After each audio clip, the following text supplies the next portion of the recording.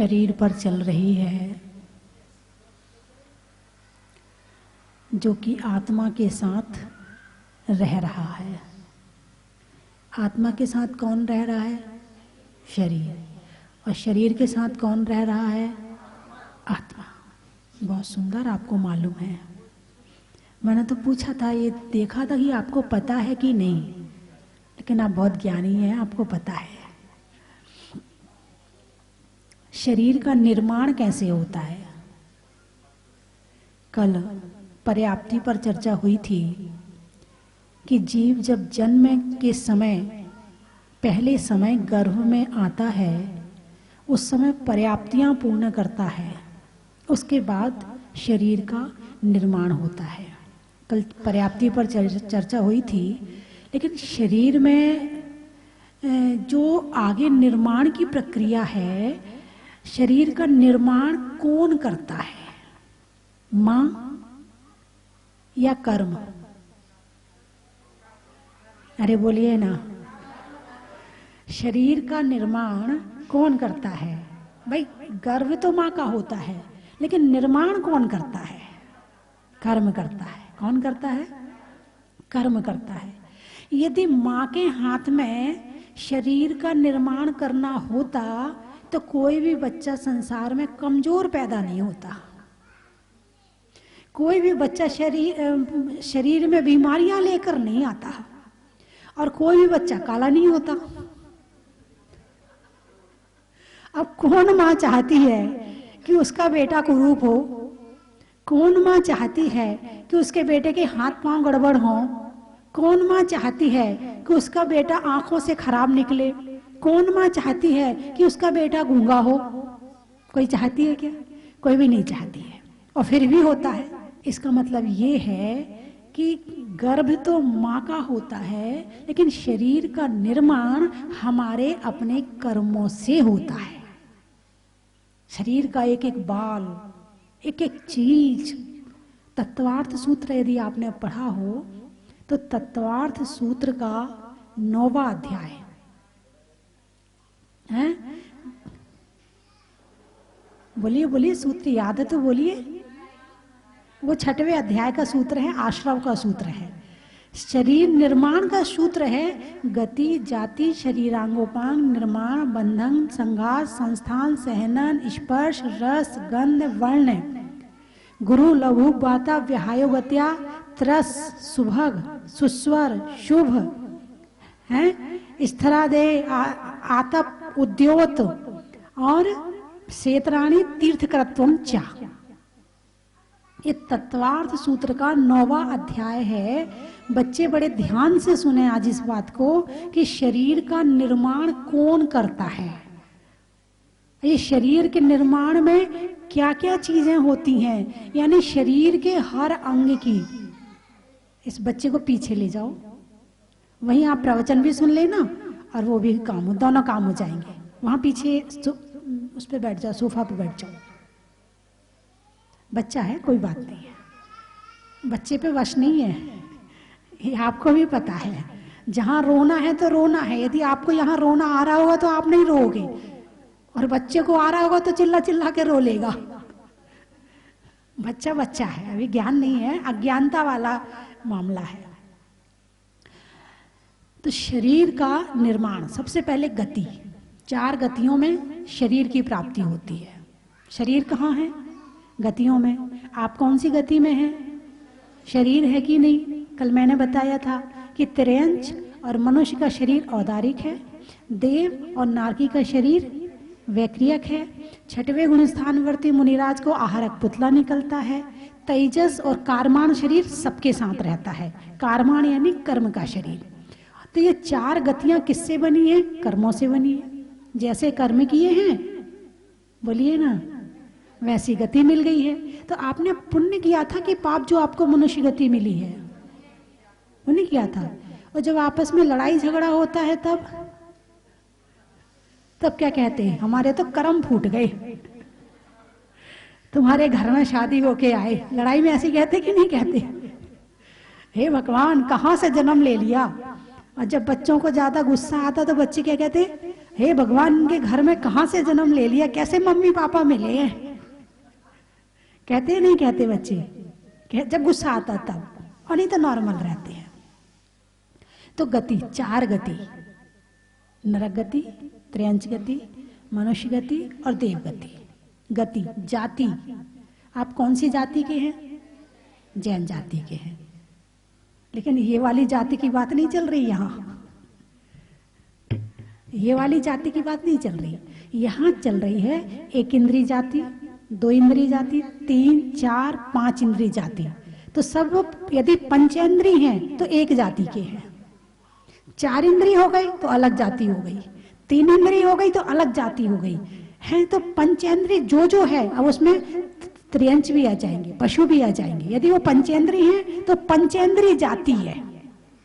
गति, जाति, शरीर, शरीर पर कल चर्चा हो चुकी थी। औदारिक, वैक्रियक, आहारक, तेजस, कारमान। बहुत सुंदर, अच्छा लगा मुझे। एमपी के हो क्या? हाँ, समझ गई, एमपी वाले हो सकते हैं। यह महाराष्ट्र में भी काफी महिलाओं को अच्छा ज्ञान है। नहीं, बाकी की बुराई नहीं कर रही मैं, बाकी लोग नहीं, बहुत अच्छे लोग हैं बाकी भी। गति, जाति, शरीर, अंगोपांग। अब शरीर में अंग और उपांग 2 चीज है। कितनी चीजें हैं? अंग और उपांग। अंग कितने हैं? 8। ठीक है, कौन कौन से? 2 हाथ, 2 पैर, पीठ, वक्ष, सिर और कमर, ये 8 हो गए। 8 अंग होते हैं। उपांग, नाखून, नाक, कान, आंख, पांव की उंगलियां, हाथ की उंगलियां, ये उपांग हैं। कहते ना, यदि प्रतिमा अंग खंडित हो तो खंडित मानी जाती है, और उपांग खंडित हो तो खंडित नहीं मानी जाती, पूज्य है प्रतिमा। लेकिन कुछ लोगों को नहीं पता होता अंग और उपांग में अंतर। तो जरा सा नाक ऐसी हुई, अरे ये तो खंडित है। नहीं, उपांग खंडित है, अंग खंडित नहीं है। शरीर, अंगोपांग, निर्माण, शरीर का निर्माण कैसे होना है, कहाँ होना, नाक कहाँ लगानी है, कान कहाँ लगने हैं, आंख कहाँ लगनी है, मुंह कहाँ बनना है, व्यवस्थित निर्माण। प्रमाण इसका, यदि चेहरा इतना बड़ा है तो नाक कितनी बड़ी होनी चाहिए, प्रमाण। एक तो स्थान हो गया, स्थान निर्माण और प्रमाण निर्माण। तो नाक, यदि चेहरा इतना है तो नाक उसी के हिसाब की रहेगी, चेहरा इतना है तो आंख उसी के हिसाब की रहेगी। ऐसा नहीं है कि चेहरा तो इतना है और नाक इतनी बड़ी है। ये काम कौन कर रहा है? कर्म का काम बड़ा व्यवस्थित है। तुमसे तो चूक हो सकती है मगर कर्म से चूक नहीं हो सकती है। निर्माण, स्थान निर्माण और प्रमाण निर्माण। कितने प्रमाण में कौन सी चीज बननी है शरीर की? यानी अब आप देखो, इस शरीर 2 भागों में विभक्त है, आपको पता है? यदि इसको 20 से सेटिंग करें तो 2 हिस्से हो गए, और 2 हाथ हैं। 2 हाथ की उंगलियां छोटी बड़ी तो नहीं है, बराबर है ना? किसने बनाई? कर्म ने बनाई। दोनों आंखें छोटी बड़ी हैं, एक सी हैं। कभी कभी किसी किसी की हो सकती है, वो भी कर्म के कारण, लेकिन ज्यादातर दोनों आंखें एक सी होती हैं। निर्माण देखो आप, यदि आपसे कोई चित्र बनवाया जाए, उसमें 2 हाथ बनवाया जाए तो एक अलग बनेगा और एक अलग बनेगा। ऐसा हो सकता है कि नहीं हो सकता है? हो सकता है। लेकिन कर्म बना रहा है, एक एक लाइन बराबर, एक एक चीज बराबर। तो निर्माण, निर्माण के बाद बंधन। अब शरीर में जो जैसे ईंट के माध्यम से ईंट और बीच बीच में गारा लगा के वो खड़ा किया जाता है मकान, ऐसे शरीर में जो स्ट्रक्चर खड़ा किया जा रहा है वो भी बिल्कुल सही होना चाहिए, और वो भी करता है बंधन नाम कर्म। 8 कर्म होते ना, ज्ञानावरण, दर्शनावरण, वेदिनी, मोहिनी, आयु, नाम, गोत्र और अंतराय। इसमें नाम कर्म है चित्रकार, चित्रकार के समान। कि जैसे चित्रकार जो चीज जहां बनानी है, जैसी रचना करनी है वैसी रचना करता है, तो इसी तरह नाम कर्म भी शरीर की पूरी रचना करता है। उसके 93 भेद हैं जो कि मैं आपको बता रही हूं। 93 कितने? ज्ञान आवरण के भेद कितने? 8, दर्शनावरण के 9, वेदनी के 2, अंतराय के 5 हैं, और आयु के 4, गोत्र के 2, है ना। तो इस तरह से बाकी सबके कम कम भेद हैं, लेकिन नाम कर्म के कितने हैं? 93, 93। शरीर को बनाने में कितने कर्मों ने काम किया है? 93 कर्मों ने काम किया है, तब कहीं जाके ये शरीर का निर्माण हुआ है। बंधन, संघात।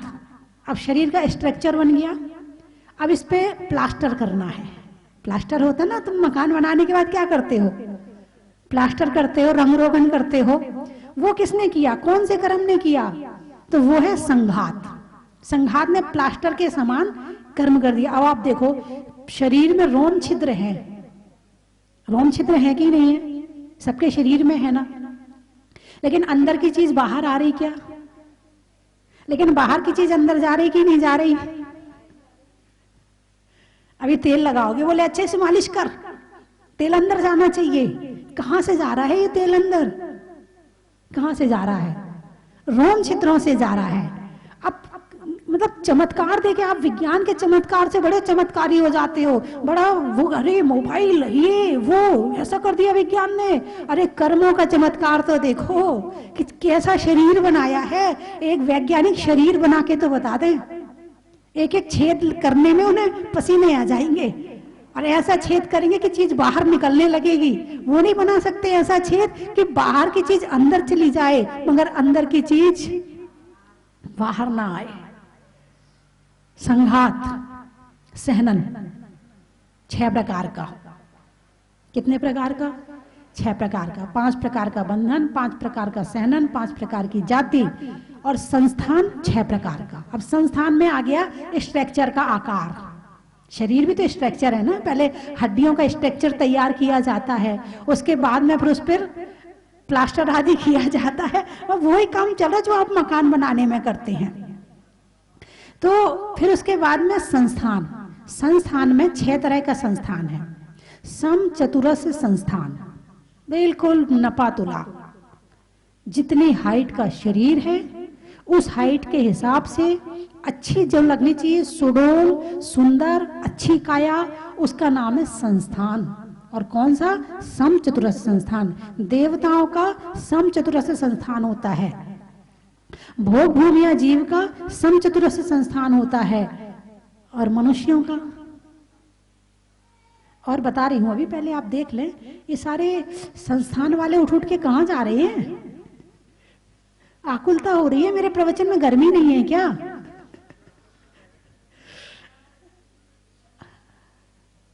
हाँ, मौसम ठंड का है ना, धूप खींच रही है। और वो यही गर्मी का मौसम, जरा सी धूप आ रही होती तो खिसक के आते यहाँ, धूप लग रही है। शरीर वाला मामला है, शरीर की बात चल रही है, शरीर याद आ रहा है, उठ के भाग रहे हैं। तो शरीर में संस्थान। दूसरा संस्थान का नाम है नाय ग्रोथ परिमंडल संस्थान। कौन सा? नाय ग्रोथ परिमंडल संस्थान।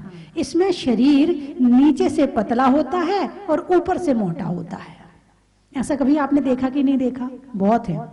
पांव तो पतले होते हैं, नीचे का, कमर से नीचे का भाग पतला होता है और कमर से ऊपर मोटे होते हैं। बहुत देखे होंगे, पेट आगे निकल रहा है और मोटे हो रहे हैं और नीचे पतला है। न्याय ग्रोथ परिमंडल संस्थान। एक है स्वाति संस्थान। कौन सा संस्थान? स्वाति। इसमें नीचे से मोटा होता है और ऊपर से पतला होता है। आपने देखा होगा, कोई कोई मोटा तो बहुत होता है और मुंह इतना सा होता है, देखे हैं ना? ये स्वाति संस्थान है। किसने काम किया? ये स्वाति संस्थान ने, है ना। फिर इसके बाद होता है कुब्जक संस्थान। कुबड़ पीठ में निकलती है। आपने देखा होगा किसी किसी पीठ में इतना बड़ा गुट्टा सा निकल जाता है, ये कुबड़ निकली है। ये किसने किया? कर्म ने किया। कोई कर्म गलत कर लिया था, कुब्जक संस्थान मिला है, कुबड़ निकल गई पीठ में। और फिर एक है अंतिम वाला सबसे खराब, हुंडक संस्थान। 8 अंग टेढ़े मेढ़े होते हैं। हुंडक संस्थान नारकियों का, सब नारकियों का होता है, उनका एक अंग भी सही नहीं होता है, और देवताओं का एक अंग भी खराब नहीं होता है। और तुम्हारा, अब तुम्हारा संस्थान कौन सा है? अब तुम देखो, मैंने तो बता दिया। अब सम चतुर्थ संस्थान में भी आप कई तरह की डिग्रियां होती हैं भाई, देखने में ठीक लगना चाहिए। उत्तम, मध्यम, जघन्य, 3 तरह से होता। कम से कम कोई नहीं होगा तो जघन्य तो होगा ही होगा।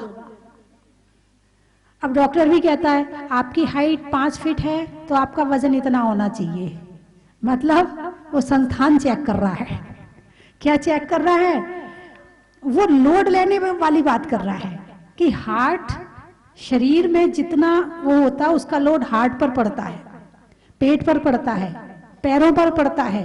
यदि ज्यादा हो जाए तो ज्यादा पड़ता है, और कम हो जाए तो ठीक रहता है। शरीर के अंदर की मशीनें तुम्हारे बाहर के चर्बी का कितना लोड उठा पाएंगी वो उसके हिसाब से बनी हुई है? कौन कौन अपने बच्चों को बड़ा कर रहा? पीछे वाले बताएं। कोई नहीं कर रहा। तुम क्या कर रहे फिर? केवल भोजन करा रहे हो, पालन पोषण कर रहे हो, और बाकी बड़ा तो वो स्वयं ही हो रहा है। तो उच्छ्वास नाम कर्म, कौन सा? उच्छ्वास नाम कर्म है। उच्छ्वास नाम कर्म में सांस चलती है, ठीक है। फिर आया विहायोगति। विहायोगति यानी गमन करना, चलना। ये इसके 2 भेद हैं, प्रशस्त विहायोगति और अप्रशस्त विहायोगति। तो जैसे प्रशस्त यानी अच्छी, अच्छी चाल, हंस की चाल कहते हैं ना, हंस की चाल, मोरनी की चाल, हिरण की चाल। इसको तो बड़ा उदाहरण दे दे कि बोले हिरणी जैसे चलती है, हिरणी जैसी चाल है, कहते हैं ना। तो इनकी चाल को प्रशस्त विहायोगति है कहा है। और कुत्ते की चाल, एक उठेगा एक उठेगा। कभी ध्यान से देखा कुत्ते को चलते हुए? हाथ पांव टेढ़े मेढ़े होते रहते चलते हुए उसके, है ना। तो अप्रशस्त विहायोगति हो गई। अब मनुष्य की कौन सी है? मनुष्य की दोनों हो सकती हैं। कोई ऐसे ऐसे चलता है, कोई पांव उठा उठा के चलता है, कोई पांव घसीट घसीट के चलता है। आपने ध्यान दिया कभी चलते हुए? है नहीं दिया होगा ध्यान। ही इतने हम लापरवाही की जिंदगी जी रहे हैं, हम यही नहीं पता कि खुद कैसे चलते हैं, खुद की चाल कैसे है। दूसरों की तो छोड़ो, खुद की देख लो पहले कि खुद की चाल कैसी है। पांव इधर जा रहा है, इधर जा रहा है कि सामने जा रहा है? कभी ध्यान दिया आपने? सावधान विश्राम करवाते ना बचपन में, स्कूल में पीटी करवाते हैं, सावधान। तो विश्राम की अवस्था में चलते हो या सावधान की अवस्था में चलते हो? कैसे चलते हो? पांव कहां पड़ रहा है तुम्हारा? कभी कभी अपने आप ही सामने वाला देख लेता, रहे तो इसकी चाल बड़ी खराब है, अपने आप ही कह देते, बताने की जरूरत नहीं पड़ती, अपने आप ही नजर चली जाती है। तो प्रशस्त विहायोगति, अप्रशस्त विहायोगति, यानी तुम चल भी रहे हो तो तुम्हारी चाल नहीं है। बात समझ में आई कि नहीं आई? आप देखो कर्म कितना काम कर रहा है, कर्म का काम देखो। तुम सो भी रहे हो तो कर्म काम कर रहा है, तुम चल भी रहे हो तो कर्म काम कर रहा है, तुम बोल रहे हो तो कर्म काम कर रहा है, तुम देख रहे हो तो कर्म काम कर रहा है, तुम खा रहे हो तो कर्म काम कर रहा है। यानी चलना एक सामान्य क्रिया है इंसान की क्या, सभी जीवों की सामान्य क्रिया है, लेकिन इस चलने में भी कर्म काम कर रहा है। तुम्हारी कौन सी चाल है? प्रत्येक, इसके बाद आता है प्रत्येक शरीर। प्रत्येक शरीर का मतलब है एक शरीर का एक ही मालिक, एक शरीर का एक ही मालिक। तो आपके शरीर में आप अकेले रहते हैं या और भी कोई रहता है? अरे बोलिए ना, अकेले रहते हैं। सिर में पसीना आ जाए और 2-4 दिन धो ना तो फिर सिर में जुए हो गए। यदि फोड़ा फुंसी हो जाए तो उसके अंदर भी कहते हैं ना बैक्टीरिया आ गए। ये बैक्टीरिया क्या है? यही है। बोले इन्फेक्शन हो गया। इन्फेक्शन शब्द का अर्थ समझते हो? यही है, सड़ना। इन्फेक्शन का मतलब होता है सड़ना, यानी इन्फेक्शन हो गया मतलब वो स्थान जीवों को उसमें चला गया और उसमें जीव पड़ गए हैं। तो तुम अकेले रहते हैं और पेट में कभी कभी बड़े बड़े हो जाते हैं ना, छोटे छोटे भी होते हैं, बड़े बड़े भी होते हैं, होते नहीं होते हैं। तो इस शरीर में तुम अकेले रहते हो या और भी कोई रहता है? बोलिए ना। और भी जीव रहते हैं। दो तरह के शरीर होते हैं, एक साधारण शरीर, एक प्रत्येक शरीर। साधारण शरीर में एक शरीर के मालिक बहुत सारे जीव होते हैं, लेकिन प्रत्येक शरीर में एक शरीर का मालिक एक ही होता है। आप कौन से हैं, प्रत्येक हैं कि साधारण हैं? जोर से बोलिए। मुझे पता था यही उत्तर दोगे, यही उत्तर दोगे, लेकिन इसको पहले इसको भावों से समझें। साधारण शरीर एक है, एक साथ अनंत जीव आकर उसमें जन्म लेते हैं, एक साथ सांस लेते हैं, एक साथ मर जाते हैं। वो हो गया साधारण शरीर। समय हो गया, खत्म करूं? पूरा कर दूं? कल कर दूंगी ना, घर जाके देख लेना है। अरे बोलिए ना, कल शाम को आपके घर आके सुना दूंगी। टीवी खोल लेना आप, है ना। नहीं, आज समय हो गया। चलिए, भोजन में भात का, तत्वों में सात का, तीर्थंकरों में मुनि सुब्रत नाथ का, हिंदी में मात्रा का, स्कूल में छात्रा का, आज आपकी जहाजपुर की यात्रा का बड़ा ही महत्व है। लिखने में पट्टी का, इमली में खट्टी का और बच्चों की छुट्टी का बड़ा ही महत्व है। अनाज में दाने का, इनाम में पाने का और आपके यहाँ आने का बड़ा ही महत्व है। कहाँ से आए हैं? नहीं होने में रंज का, पंजाब में पंज का और आने वालों में बेगमगंज का बड़ा ही महत्व है। शरीर में सर का, बारात में वर का और आने वालों में अलवर का बड़ा ही महत्व है। दतिया, राम की सिया का, भोजन में बिया का और आने वालों में दतिया का बड़ा ही महत्व है।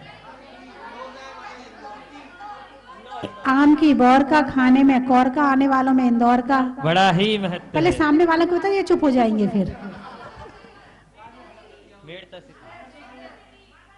सागर, पानी में गागर का, वृक्षों में आकर का और आने वालों में सागर का बड़ा ही महत्व है। ट्रेन में टीटी का, बच्चों में सीटी का और आने वालों में मेड़ता सिटी का बड़ा ही महत्व है। खुरई, महीनों में मई का, रजाई में रुई का और आने वालों में खुरई का बड़ा ही महत्व है। बलुआ सागर है, बलुआ सागर प्रभु के दर का, शरीर में सर का और आने वालों में बलुआ सागर का बड़ा ही महत्व है। परसोलिया, खैरली, फूल में कली का, तपस्या में बाहुबली का, आने वालों में खैरली का और देवली का बड़ा ही महत्व है। परसोलिया, अच्छा। गंजबा सौदा, कर्ण व्यापारियों में सौदा का, घर में दादा का और आने वालों में गंजबा सौदा का बड़ा ही महत्व है। पैसों में पंजी का, पैसों में पंजी का और एमपी में भगवानी को गंजी बोलते हैं। एमपी में गंजी का और आने वालों में ईचल करंजी का बड़ा ही महत्व है। नाम में रिया का, राम की सिया का और आने वालों में परसोलिया का बड़ा ही महत्व है। बंडा, गांव में कंडा का, शिखर में झंडा का और आने वालों में बंडा का बड़ा ही महत्व है। जंगल में शेर का, फलों में बेर का और आने वालों में सुसनेर का बड़ा ही महत्व है। करेली, अच्छा करेली, तपस्या में बाहुबली का, तपस्या में बाहुबली का और फूल में कली का, आने वालों में करेली का। बड़ा ही महत्व है। गैरतगंज और वो एक और गंज आया था ना, बेगमगंज एक ही है। चलिए। थांदला, धांधला या थांदला? थांदला। अच्छा। महाराष्ट्र। बोलने में गला का, बोलने में गला का, और आपस में मिला का, और आने वालों में थांदला का। बड़ा ही महत्व है। धनोरा। अच्छा। भोजन में बरा का, रंगों में हरा का, और आने वालों में धनौरा का। धनौरा का। ये तो सिवनी के पास है। महत्व है। सिवनी के पास वाला धनौरा है क्या? सरस्वती मंत्र में बदवत का, होने में गदगद का, और आने वालों में धरियावत का। बड़ा ही महत्व है। जो हर चीज मंदिर जी में और पूरे कैंपस में इतनी व्यवस्थित है, इतनी सुंदर तरीके से हर चीज को जहाँ रखना चाहिए था वहाँ व्यवस्थित है। इस चीज को देखकर मैं यहाँ बहुत प्रसन्न हूँ और यहाँ बहुत अच्छा लगा मुझे आकर। इसमें प्रांगण में भगवान रखे हुए थे, और जब आज आके नेक्स्ट बार देखा तो पूरा मंदिर प्रांगण माता जी इतना सुव्यवस्थित करा गया है कि इसको देख के बहुत ही ज्यादा प्रसन्नता हुई। माता जी बदनामी, माता श्री बदनामी। माता श्री कर्मों के विषय में इतना अच्छा माता श्री ने आज बताया कि शुभ समय को देखकर मन की कुंडी खोल दो, कि शुभ समय को देखकर मन की कुंडी खोल दो, एक बार, बस एक बार मेरी मात श्री की जय बोल दो। बोलो स्वस्ति भूषण माता जी की। चलो सब मिल जहाजपुर चलिए, जहां सूरत नाथ भगवान है, तर जाएगी वहां तेरी आत्मा, तर जाएगी वहां तेरी आत्मा, इस तीरथ की महिमा अपार है, इस तीरथ की महिमा अपार है। बोलिए मुनुत सूरतनाथ भगवान की। तो मुंसूरतनाथ भगवान के दर्शन किए थे, उनके आगे इतना चमत्कार है कि कोई बता नहीं सकता। मैंने कहा भगवान दोबारा बुलाना, तो उन्होंने तुरंत दोबारा बुला लिया हमें। और इधर की मतलब पुराने इधर रखे थे भगवान जी, तो उनका आकर्षण तुरंत माथे पर साथिया बन जाता था, तुरंत ओम लिख जाता था। मैंने खुद अपनी आंखों से देखा है, यह चमत्कार मैं कभी भूल नहीं सकती हूँ। और माता जी के प्रवचन, इनका तो कहना ही क्या है। सुबह 7 बजे अपने आप टीवी खोल लेती हूँ और माता जी के प्रवचन चालू हो जाते हैं। कहीं चांदखेड़ी का अभिषेक, कहीं माता जी का इधर जहाज कपूर का अभिषेक। पिछली बार भी मैंने बोलियां ली थी और अभिषेक किया था, सबको कह दिया था कि देखना हम लोग टीवी पे आएंगे। ये और ज्यादा महत्व है कि सब लोग टीवी खोल के बैठते, इस चक्कर में उनका अभिषेक भी दिख जाता है। जो नहीं खोलते हैं टीवी, अपने रिश्तेदारों को बता देते हैं कि हमारा है टीवी पे, तो खोल के भी बैठ जाते हैं। इस चक्कर में जहाजपुर का अभिषेक भी देख लेते हैं लोग और हम लोगों को भी देख लेते हैं। इसका सबसे ज्यादा महत्व है। और माता जी के प्रवचनों का तो कहना ही क्या है कि बहुत ही महत्व है। सब लोग देखें, सब लोग सुने, और इधर का चमत्कार देखने लायक है। पिछली बार आए थे तो ऐसा लगता था कि अभी बनना है, लेकिन इतनी जल्दी बन गया, ये तो हम सपने में भी नहीं सोच सकते कि माता जी ने इतनी जल्दी इतना अच्छा चमत्कार करके दिखाया। माता जी के चरणों में नमोस्तु नमोस्तु करते हुए 2 साल हुए हैं, इतनी उम्र में अभी तक नहीं किया था।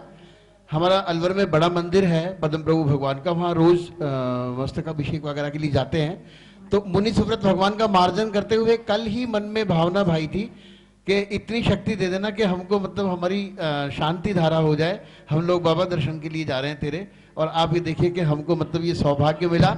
हम सब भाई मतलब बहुत बहुत बहुत वो हैं, आभारी हैं, और बाबा ने हमको ये आशीर्वाद दिया। नमोस्तु माता। चला हूँ मैं यात्रा के लिए, जहाजपुर के दर्शन करे, मन प्रफुल्लित हो गया। दर्शन करके मुझे अभिषेक करके निकलना था। सुबह ही खबर आई पापा मेरे अभी हॉस्पिटल में एडमिट है, पापा आईसीयू में है। माता जी ऐसा आशीर्वाद है पापा जल्द ठीक होकर। बिल्कुल बिल्कुल बिल्कुल बिल्कुल। आप आराम से जाओ, कोई जल्दी नहीं है। इसलिए बाबा की बिल्कुल, शांति धारा करने का मौका प्राप्त हुआ। बिल्कुल। आपका आशीर्वाद चाहिए माता जी। करना मैं बता नहीं सकती, इतना सुंदर मंदिर मैंने शायद पहली बार देखा है। मेरी आंखें बार बार उस मंदिर को चारों तरफ से देख रही थी कि मतलब मैं पहले यहाँ पे 2 साल पहले आई थी तो कुछ भी नहीं था, और अब इतना सुंदर मंदिर है कि इसके लिए जितना भी हम कहें वो बहुत कम है। जय बोलो मुनि सुव्रतनाथ भगवान की।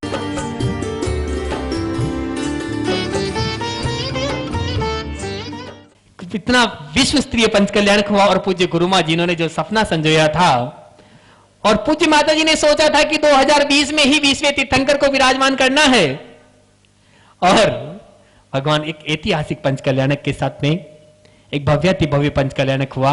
आप सभी उसके साक्षी बने थे, जयपुर वाले, भीलवाड़ा वाले तो थे ही सही, और ये यहां से जुड़े हैं। इनका बेटा जो है शोभित राणा, जिसका पहले आए थे जब बोले वो इनका सीए में चयन हो जाएगा तो हम इसके हाथों से शांति धारा करवाएंगे, और आज सीए में चयनित होकर के शांति धारा करने का सौभाग्य इन्होंने प्राप्त किया। शोभित राणा ने बहुत बहुत स्वागत, अभिनंदन आपका। बंधु, ऐसे कई भक्त हैं जिनकी मनोकामनाएं यहां पूर्ण होती है।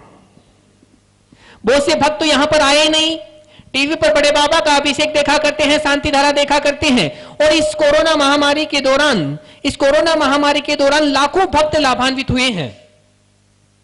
यहां पर नहीं आए, उनके नाम से हम यहां पर शांति धारा करवाते हैं, विधान करवाते हैं। पूज्य माता जी स्वयं वहां जाती है, इस महामारी की समाप्ति के लिए खुद वहां भगवान के सामने बैठ करके भक्ति करती, चालीसा करती, शांति मंत्रों का जाप करती है। और ऐसी भावना के साथ में आने वाली 31 तारीख को शाम को 8 बजे से यहां पर भक्तामर का पाठ होगा बड़े बाबा के चरणों में, और भक्ति संध्या होगी, भजन संध्या होगी। एक orchestra party Lalit Jain party Sawai Madhopur के द्वारा रात्रि को 12 बजे भगवान की महाआरती, विशेष आरती, और सुबह 1 जनवरी 2021 को पहली शांति धारा, विशेष शांति धारा पूज्य माता जी के पावन सानिध्य पूज्य माता जी के मुखारबिंद से 21 पात्रों के द्वारा 21 शांति धारा 21 हजार रुपए की राशि में 2021 के आगाज के लिए। क्योंकि किसी ने कहा है कि यदि आगाज अच्छा होता है तो अंजाम भी अच्छा होता है, और हम सबको आगाज करना है बड़े बाबा के अभिषेक शांति धारा के साथ में 2021 का, और ये भावना भाते हुए कि बाबा ये महामारी जल्दी समाप्त हो। वैसे वैक्सीन भी आ चुकी है और अपने भारत में भी आने वाली है, और जल्दी से वैक्सीनेशन प्रारंभ हो जाएगा। और पूज्य माता जी ने भी अपने मुखारबिंद से, क्योंकि जब संतों के मुखारबिंद से शांति धारा का वाचन होता है तो उस शांति धारा का प्रभाव लाखों करोड़ों गुना बढ़ जाता है। तो 1 तारीख को विशेष शांति धारा, मैं चाहता हूं आज भी इतने भक्त यहां पर हैं, आप अपने परिवार की ओर से उस 1 जनवरी की शांति धारा का पुण्यार्जन कर सकते हैं। 21,000 रुपए की न्यूछावर राशि है। और जो टीवी के माध्यम से भी देख रहे हैं, हमारे यहाँ हमने एड भी निकाला है, आप उसको देखें, टीवी पर भी एड चल रहा है। आप अपने परिवार की ओर से उस 1 जनवरी की शांति धारा का पुण्यार्जन कर सकते हैं। उस दिन आपके नाम से भक्तामर विधान भी होगा और शांति धारा भी होगी, विशेष शांति धारा, विशेष रिद्धि मंत्रों के द्वारा, विशेष शांति मंत्रों के द्वारा। तो बंधुओं, ऐसा सुनहरा मौका हाथ से नहीं जाने दे और उस दिन का पुण्यार्जन, उस शांति धारा का पुण्यार्जन करें। अगर किसी के भाव बन रहे हो तो अपना नाम दे सकते हैं। जय जिनेंद्र बंधुओं, मैं आपको सादर आमंत्रित करता हूं आने वाली 31 दिसंबर 2020, उस दिन 2020 को विदा करना है और 2021 का स्वागत करना है। 31 दिसंबर को शाम को 6:30 बजे महाआरती के साथ में कार्यक्रम की शुरुआत होगी, और शाम को 8 बजे से भक्तामर पाठ के साथ में एक रंगारंग भजन संध्या यहाँ पर होगी, और रात को 12 बजे 2021 का आगाज के साथ ही स्वागत किया जाएगा भक्तिमय आरती के साथ में। बंधुओं, 1 जनवरी 2021 को प्रातः 7:30 बजे से अतिशयकारी मुनीश्वरनाथ भगवान, जिनके मस्तक पर देवों के द्वारा अभिषेक होता है, पूज्य गणनियारे का स्वस्ति भूषण माता जी के मुखारबिंद से विशेष शांति मंत्रों के द्वारा विशेष शांति धारा होगी। मुझे 21 पात्र चाहिए। 21 पात्रों के द्वारा 21 शांति धारा बड़े बाबा के मस्तक पर होगी पूज्य माता जी के मुखारबिंद से। तो मुनीश्वरनाथ भगवान के जो सच्चे और अच्छे भक्त हैं, अपने परिवार की ओर से 1 जनवरी 2021 की शांति धारा करवा सकते हैं, जिसकी न्योछावर राशि मात्र 21,000 रुपए है। बंधुओं, 2020 को भूलना है और 2021 का स्वागत करना है। सब काम 21 होना चाहिए, 20 नहीं। तो मात्र 21 भक्तों के द्वारा 21 शांति धारा और 21,000 रुपए की न्योछावर राशि, तो शीघ्रता करें और आप अपनी सूचना स्वस्ति धाम में दे सकते हैं। धन्यवाद। कंचन की थाल को सजाओ रे आज, रत्नों की थाल को भर लाओ रे आज।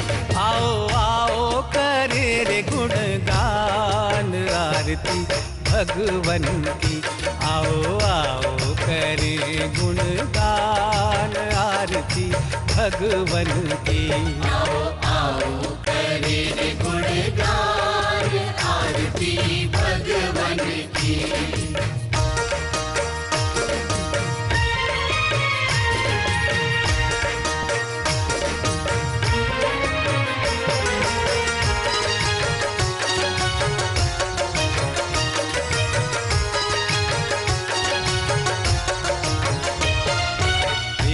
सुमित्र के राज दुलारे, माँ पद्मा जी के नैनों के तारे।